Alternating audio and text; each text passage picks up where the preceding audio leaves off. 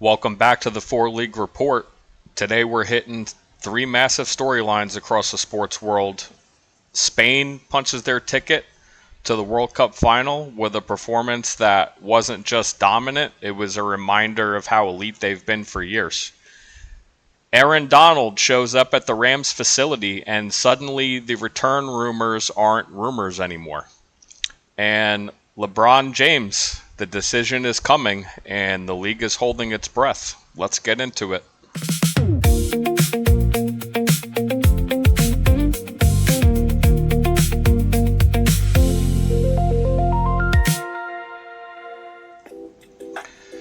Let's start with Spain because what they just did to France in the semifinal wasn't just a win, it was a message.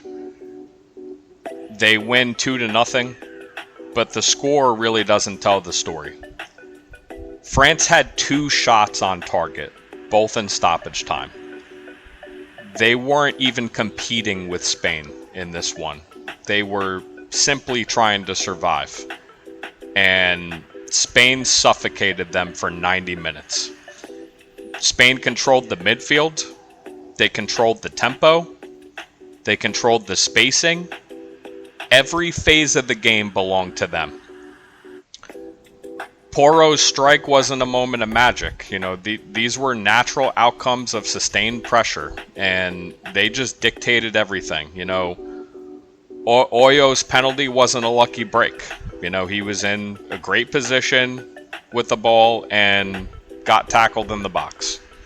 The part that people aren't talking about, with Spain, especially going into this match, because the sexy pick was to take Mbappe and France, or, I'm going to pick Argentina to win the World Cup because I like Messi.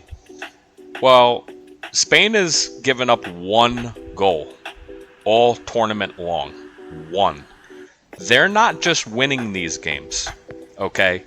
They're eliminating all hope and completely suffocating these teams. And France is a wagon. We have to give them credit. They've been a great team, but this was just an absolute dominating performance. Let's zoom out, okay? Because the story of this team isn't necessarily a 2026 story. It's an 8-year story. This is a dynasty now, and very few people have bothered to acknowledge that it's a dynasty. So let's start with Euro 2020. Make it to the semifinal. They outpossessed every opponent. Pedri emerges. Olmo emerges. Oyarzabal emerges. That was the beginning. 2022 World Cup. Yep, they got bounced early, but the numbers, the underlying numbers for the stat people like me, who I like the stats too, sometimes they don't lie. They were elite in the 2022 World Cup. They controlled games, they created chances, they played the game the right way as a team. The results didn't match the performance, but the foundation was there. And I think they got a little unlucky in that World Cup. Then we had the UEFA Nations League 2023. Champions. They had built the foundation. What they did in that tournament was reinforce their identity and impose their will. And that's where it all began. Euro 2024. Champions. They beat Germany, France, and England. That's not luck, folks, okay? That's pedigree. That's a sustained winner. And now 2026, they're in the World Cup final, conceding one goal all tournament long so far, and making France look like they forgot how to play. And we all know how good France is, but they did not have a chance against Spain. This was pure dominance, sustained dominance. But because Spain doesn't have the loud superstar or the star that the media loves to cover or the fan favorite, they don't have the Mbappe marketing machine. or the England drama pipeline. People treat them like they're a sleeper, and that's casual stuff at this point, folks. I mean, they're not a sleeper. They're the standard for soccer in the world. The standard. And I think people are going to just start getting used to this, because now we also have Yamal, okay, who's 19, and before you know it, he's going to break out as a star. And it might not necessarily happen this tournament, but the flashes are there. And again, he's 19 years old. So we're talking about a wagon here, folks. An absolute wagon. It's not going to slow down anytime soon. Okay? And again, the reasons why they get overlooked by seemingly the rest of the world. No megastar brand. Okay? They have elite players. They have world-class players, but they're not global celebrities like the Messis and the Mbappes and the David Beckhams. Okay? They don't have the off-the-field orbit that these other players have. Second, their style of play doesn't go viral because they don't rely on chaos and they don't rely on individual brilliance. They win through structure, spacing, suffocation, and pure dominance, pure team play. And it looks subtle unless you actually understand the game and know what you're looking at. And the last elite Spain international team, the 2008 to 2012 golden era, you know, people are going to compare this team to them, and that team was amazing. This team looks better. They look more balanced, they look more athletic, and they look harder to break. And as we said, you know, the media attention just gravitates elsewhere, you know.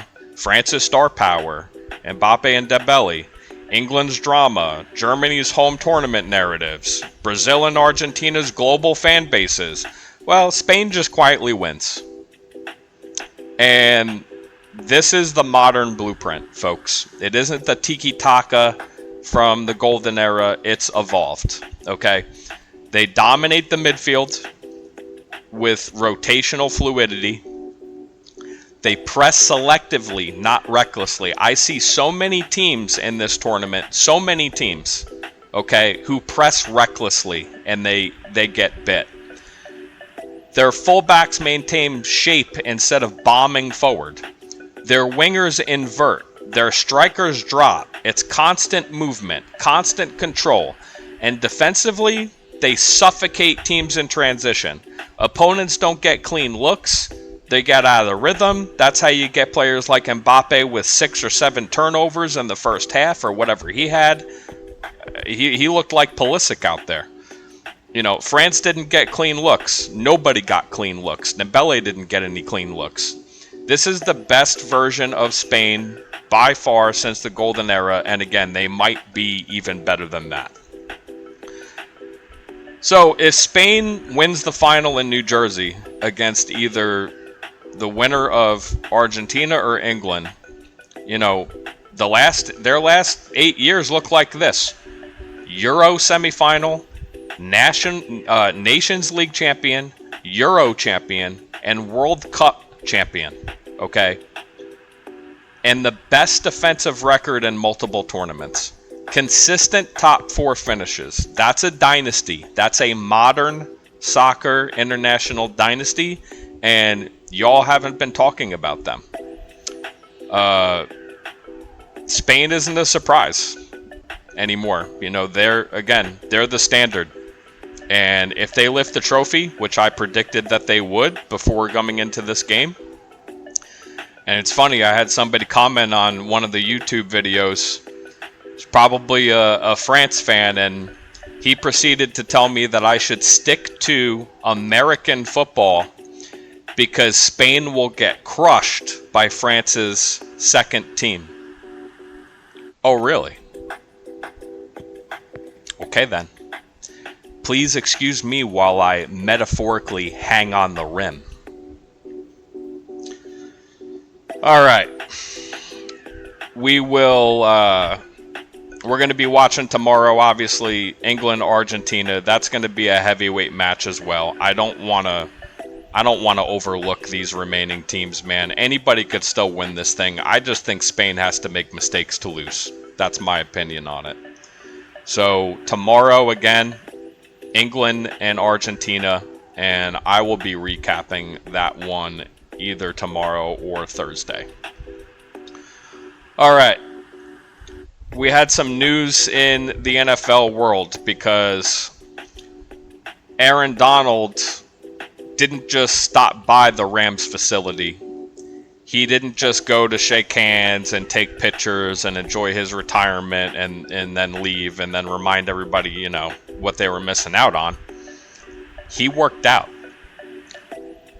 Pads, football movements, an hour-long session designed to test whether his body could still do Aaron Donald things. And according to the insiders, he looked good. Not nostalgia good, not veteran good. He looked dangerous. Adam Schefter said this wasn't ceremonial, it was a test, and that Donald wanted to know if the fire was still there. Peter Schrager added that there are no contract talks yet because Donald refuses to come back at 30%. Then let's be honest.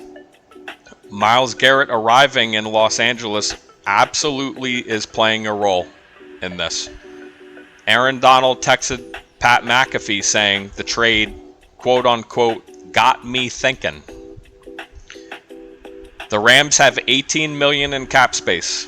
They could make this work. And if they do, and it looks like it's going to happen to me, Garrett and Donald on the same defensive front could be cartoonish. It could end up being something that should be illegal in 17 states and a cheat code.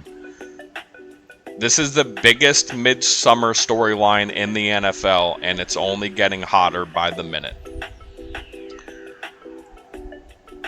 And then we come to the LeBron James decision. Everything else is quieted down except for summer league action in the NBA. LeBron's agent, Rich Paul, says that he already has all the information that he needs. Teams have stopped pitching. The meetings are done. The presentations are done. And the league is waiting. Brian Windhorst says LeBron has been reaching out to players on interested teams to gauge fit and figure out, I guess, take these last days or weeks to figure out exactly where he's going by having these private conversations. Sham says it's decision time. You know, everything is on the table. The suitors are clear. It's Cleveland, Miami, Philadelphia, Golden State, and Minnesota. Most executives around the NBA, off the record, are saying it's between Golden State and Cleveland. And I don't think that comes as a surprise to anybody. Golden State has the geography advantage. 1 hour flight from LA. Cleveland has the emotional advantage. The second homecoming. The legacy. The storybook ending. And we already know LeBron isn't going back to the Lakers. That chapter is closed. So this is probably, and you know, this isn't really saying much, but it's the most controlled free agency of LeBron's career. Very few leaks, if any at all. No chaos, just silence. And to me, that means that the decision is probably sooner than later. So, again, we're going to be recapping Spain Argentina and England tomorrow, later in the week. And then we will preview the World Cup final in that same episode. And until that happens, if anything crazy happens, I might pop on if we get a LeBron decision. But for now, I'm going to say peace until next time.